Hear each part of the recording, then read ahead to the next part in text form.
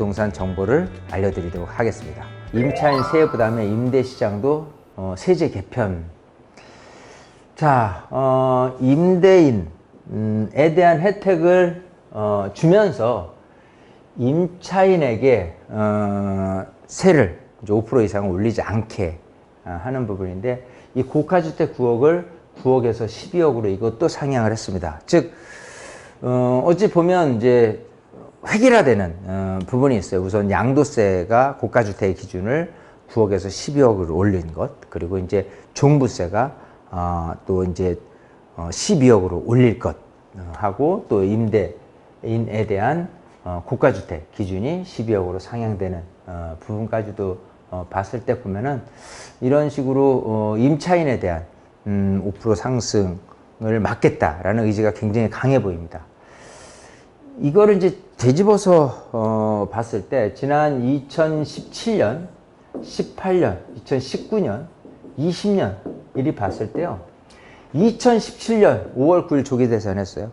8.2 대책 발표하고 나서 그 이후로 12월까지 통틀어서 봤을 때 주택 임대사업에 대한 사업자 등록을 했을 때 혜택은 무지막지하게 많이 줬습니다.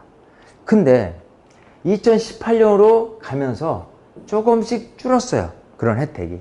그리고 2019년 가면서는 왕창 줄었고요. 2020년 가선 거의 폐지 수준.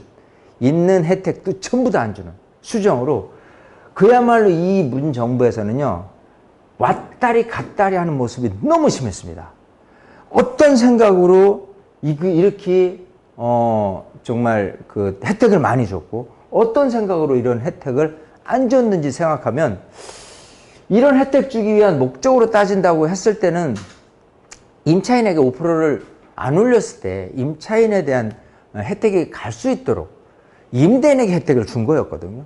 근데 임대인들이 이런 혜택을 받아가면서 하는 게 너무 배가 아프다고 표현해나? 왜 이걸 줄였는지 모르겠어요.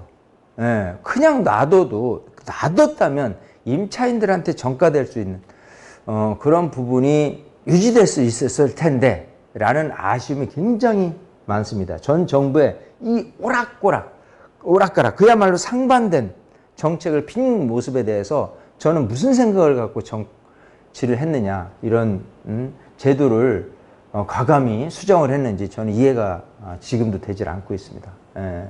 어쨌든 이런 그 임차인의 주거비 경감책으로 해서 여러 가지 이제 혜택을 줘가면서 임차인에게 그야말로 이제 5% 이상 올리지 않도록 이렇게 하는 거는 그야말로 저는 이게 맞다고 생각을 하거든요. 결론적으로 이제 뭐 다주택자라든지 뭐 이런 분들의 임대사업자에 대한 부분을 혜택을 줘가면서 임차인들에 대한 혜택을 연이어서 주게끔 했어야 되는데, 이게 무슨 돌파구인 마냥 이렇게 그쪽으로 다 계속 임대사업자 등록을 해서 혜택을 보다 보니까 좀 못된 생각으로 했는지 몰라지만 그게 배가 아팠나 봅니다. 그래서인지 참 무슨 생각으로 이런 규제를 계속해서 하여튼 막아놨는지 저는 이해가 도대체 되질 않아요. 대부분 아파트를 선호하는 상황에서 비아파트망으로는 임대차 시장에 미치는 영향이 제한적일 것이라며, 또 종부세를 바로 줄인다 해도 집주인이 곧바로 세입자 월세를 낮추지는 않을 것이라고 지적을 했어요. 지금 아파트는 임대사업자 등록이 아예 안 되지 않습니까? 예, 그 부분도 어쨌든 아파트마저도 5%를 사실을 올리지 않게 위한, 임차인을 위한다면은 그거를 그 아파트를 등록을 못하게 할 이유가 없는 거예요. 왜 뭐가 배가 아파가지고 다주택자를 그냥 죽이려고 그렇게 했는지 저는 지금도 이해가 가지 않습니다. 이것도 좀 지금 정부에서는 정상화라는 이름으로 조금 더 수정을 다시 해야 되지 않을까. 자, 여러분 덥습니다. 특히 이제 지금 이제 7월 이제 마지막 주, 그리고 이제 8월 첫째 주에는 굉장히 무더위가 기승을 한다고 하니까요. 여러분 건강 관리 굉장히 잘 하시고, 또 계획 세우신 휴가 계획이 있다면 아주 좀 시원하게 휴가를 좀 이참에 좀 즐기시는 것도 괜찮지 않을까 싶습니다. 자, 계속해서 쏙쏙 부동산 뉴스를 통해서 여러분들에게 제대로 된 부동산 정보를 알려드리도록 하겠습니다. 마치겠습니다.